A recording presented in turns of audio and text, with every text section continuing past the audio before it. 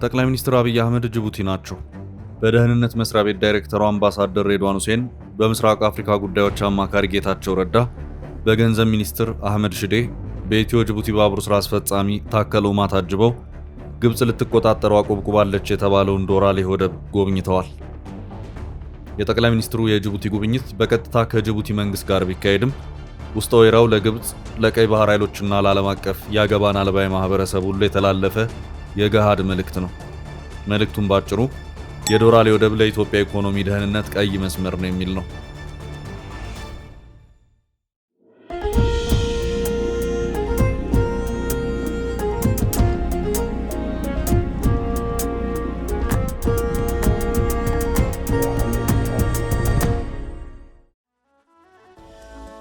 የጅቡቲ ጉብኝት የልዑክ ቡድን አወቃቀር።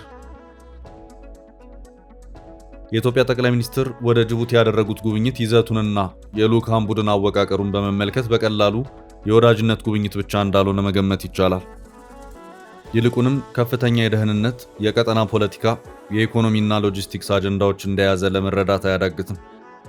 በተለይም ከጠቅላይ ሚኒስትሩ ጋር የተጓዙት የልዑካን ቡድን አባላት የተመረጡበት መንገድ ኢትዮጵያ ይህን ጉብኝት እንደ አንድ ስትራቴጂካዊ እርምጃ እንጂ እንደ መደበኛ ዲፕሎማሲያዊ ግንኙነት እንዳልቆጠረችው በግልጽ ያሳያል።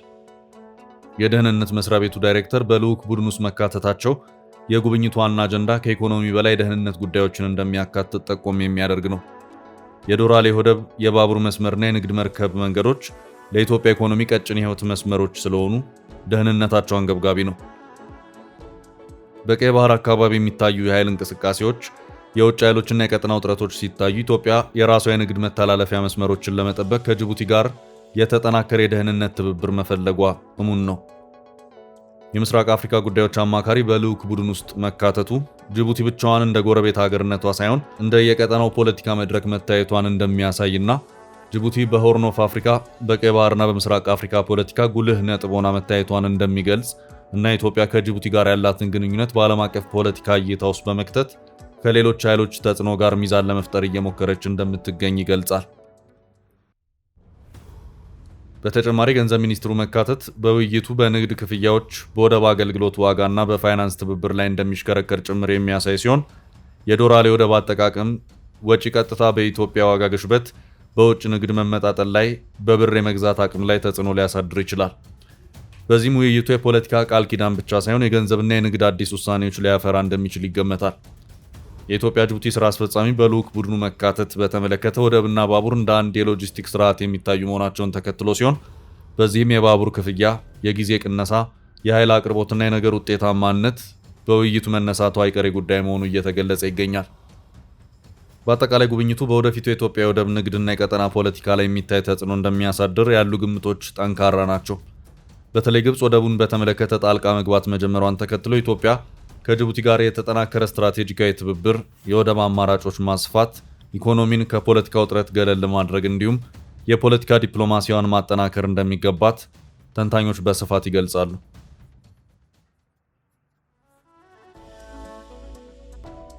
የጅቡቲ ወደብ ከትላንት እስከ ዛሬ። በጥንት ጊዜም ቢሆን ኢትዮጵያ በጅቡቲ ላይ ስታራምዳቸው ለነበሩት የባለቤትነት ጥያቄዎችና የቋሚ ተጠቃሚነት መብቶች መሰረታዊው ምክንያት የጅቡቲ ወደብ እንደሆነ መገመት አያዳግትም። የጅቡቲ በር ከወደብም በላይ የኢኮኖሚና ደህንነት ዋስትና ምንጭ ሆኖ ቆይቷል። ከአጼ ምኒልክ ጀምሮ ያሉ መሪዎች የዚህን ወደብ ሁለንተናዊ ጠቀሜታ በመገንዘብ የኢትዮጵያ ጥቅሞችን ሊያረጋግጥ በሚችል መልኩ እንዲተዳደር ሲታገሉ ቆይተዋል። ተከታታይ ትውልዶች በግዛቱ ጉዳይ ያደረጓቸውን ለአስጨራሽ ትግሎች ቁልፍም ወደቡ ነው። በየትኛውም የዓለም ክፍል አንድ ወደብ ሲቋቋም በሁለት አብይ ነገሮች ላይ የተመሰረተ እንደሆነ ይታመናል።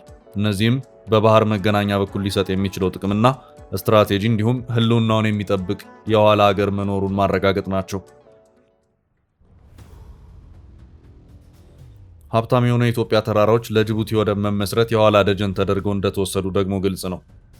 እስከ 1990 ድረስ በኢትዮጵያና ጅቡቲ መካከል የነበረው የመንገድ ትራንስፖርትና የወደብ አጠቃቀም ስርዓት በተለይ ለኢትዮጵያ ጎጂ እንደነበር መረጃዎች ያመለክታሉ። ከ1988 ጀምሮ ለ2 ዓመታት በተደረገው ድርድር ግን ኢትዮጵያ የጅቡቲ ወደብን በይበልጥ ለመጠቀም እንድትችል ከመግባባት ላይ ተደርሶ ነበር። ጅቡቲም በወደብ በኩል ለሚሰጡ አገልግሎቶች ተወዳዳሪ ዋጋ በማቅረቡ አሰራሩን ቀልጣፋ በማድረግ ዝግጅቱን እንድታጠናቅቅ ለማድረግ ከጋራ ስምምነት ለመድረስ ተችሏል። በስምምነቱ መሰረት በኢትዮጵያ በኩል ከጅቡቲ ወደብ ጀምሮ ጠረፍ ኬላዎች ድረስ በኢትዮጵያ ጉምሩክ በኩል ይፈጸም የነበረው የጭነት ማጀብ ተግባር እንዲቀር የካሚዮን አሽከርካሪዎችና ረዳቶቻቸው በሚሰጣቸው ልዩ መታወቂያ ደብተር በመጠቀም ድንበሩን እንዲሻገሩ፣ የወደብ አጠቃቀም በተመለከተ የዕቃዎች ትራንዚት መጠን እንዲጨምር ተደረገ። በጅቡቲ በኩል ደግሞ የዕቃዎች ያለ ክፍያ በወደብ የመቆያ ጊዜ ከ30 ወደ 45 ቀናት ከፍ እንዲል፣ ቅናሽ የተደረገበት አዲስ የወደብ ታሪፍ እንዲወጣ፣ የወደብ ሰራተኞች ክፍያ በሰዓት መሆኑ ቀርቶ በክብደት ላይ እንዲመሰረትና ለሹፌሮች መጠለያ የካንቲንና መጸዳጃ አገልግሎት ማዕከም ለማቋቋም ተስማሙ። እነኚህ የጋላፊን መንገድና የጅቡቲን ወደብ ከመጠቀም አንጻር መሰረታዊ የሚባሉ እንቅፋቶች ሆነው ቆይተዋል። ችግሮቹን ለዘለቄታ ለመፍታት ጥረቶች መደረግ በጀመሩበት ወቅት ግን ሌላ አደጋ ተጋረጠ። በግንቦት 1990 በኢትዮጵያና ኤርትራ መካከል የተጀመረውን የድንበር ጦርነት ተከትሎ አገሪቱ የአሰብና የምጽዋ ወደቦችን መጠቀሟ ሙሉ ለሙሉ ተቋረጠ። ግንቦት 13 ለሁሉም የመርከብ ድርጅቶች በተላለፈ የመንግስት መመሪያ የኢትዮጵያን ዕቃ የጫኑ መርከቦች በሙሉ አቅጣጫቸውን ለውጠው ወደ ጅቡቲ እንዲያመሩ ታዘዙ። ሁኔታው ለጅቡቲ ያልተጠበቀ ዕድል ፈጠረ። ክስተቱን ተከትሎ የጉሌድ መንግስት አስፈላጊው ትብብር ለማድረግ ቃል ቢገባም በሂደት የተወሳሰቡ ችግሮች መከሰት ጀመሩ።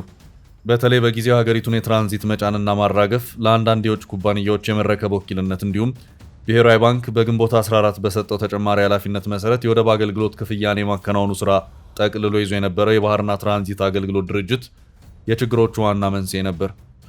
የድርጅቱ ሁለገብ ባለስልጣን በስራ አፈጻጸሙ ላይ አፍራሽ በሆነ መልኩ በመንጸባረቁም በጅቡቲ የኢትዮጵያ ኤምባሲ እንዲሁም ከጅቡቲ መንግስት ከፍተኛ ተቃውሞ ገጠመው። ኢትዮጵያ የገጠማት ትልቁ ችግር ግን የጅቡቲ መንግስት በሂደት በወደብ አጠቃቀም ዙሪያ እያሳየ የመጣው የባለቤትነት ስሜትና የነገሮችን አካሄድ በብቸኝነት የመወሰን ዝንባሌ ነው። ሁኔታው የኢትዮጵያን መንግስት አማራጭ አልባነትና ጥገኝነት በግልጽ አሳየ። ጅቡቲ በድጋሚ ሀገሪቱን መወረር ተከትላ የመክዳት ዝንባሌ ያሳየች። በኢትዮ ሶማሊያ ጦርነት ወቅት ከተከሰተው ችግር ያሁኑ ልዩነቱ ኢትዮጵያ ሙሉ በሙሉ በጅቡቲ በጎ ፍቃድ ስር መዋሏ ነበር። ከጦርነቱ መጀመር በፊት እስከ 1.7 ሚሊዮን ቶን ጭነት ያስተናግድ የነበረው የጅቡቲ ወደብ በድንገት 3.1 ሚሊዮን ቶን ጭነት እንዲያስተናግድ ተገደደ። ከዚህም ውስጥ አብዛኛው መዳረሻው የኢትዮጵያ የሆነ የጦር መሳሪያና ቁሳቁስ ይገኝበታል።